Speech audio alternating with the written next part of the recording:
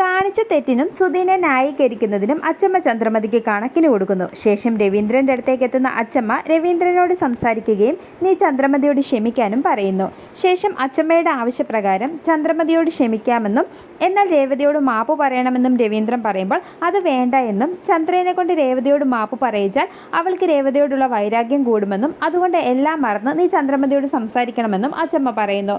തുടർന്ന് രവീന്ദ്രനെയും കൂട്ടി ഹാളിലെത്തുന്ന അച്ചമ്മ വീണ്ടും ചന്ദ്രമതിയെ കുറ്റപ്പെടുത്തുകയും നീ ചെയ്ത തെറ്റിന് രവീന്ദ്രനോട് മാപ്പ് പറയാനും പറയുന്നു.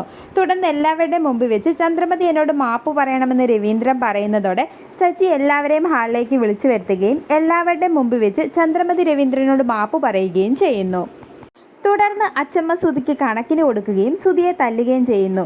ശേഷം സുധിയുടെ ഉത്തരവാദിത്തം കൂടാനായി അച്ഛൻ്റെ കാശ് മാസാമാസം 50,000 രൂപ വീതം തിരികെ കൊടുക്കണമെന്ന് സച്ചി പറയുന്നതോടെ രവീന്ദ്രനും അച്ചമ്മയെ അത് അംഗീകരിക്കുകയും മനസ്സില്ലാ മനസ്സോടെ സുധി അതിന് സമ്മതിക്കുകയും ചെയ്യുന്നു.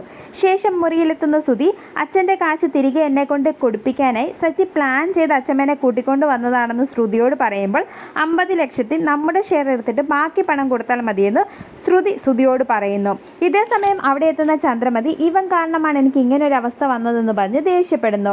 തുടർന്ന് ശ്രുതി കൊടുക്കാനുള്ള 50 ലക്ഷം നിന്റെ അച്ഛൻ്റെ കയ്യിൽ നിന്ന് വാങ്ങിത്തരണമെന്ന് ചന്ദ്രമതി ശ്രുതിയോട് പറയുന്നതോടെ ഞെട്ടിത്തരിച്ചു നിൽക്കുന്ന ശ്രുതിനെ കാണിച്ച് എപ്പിസോഡ് അവസാനിക്കുന്നു.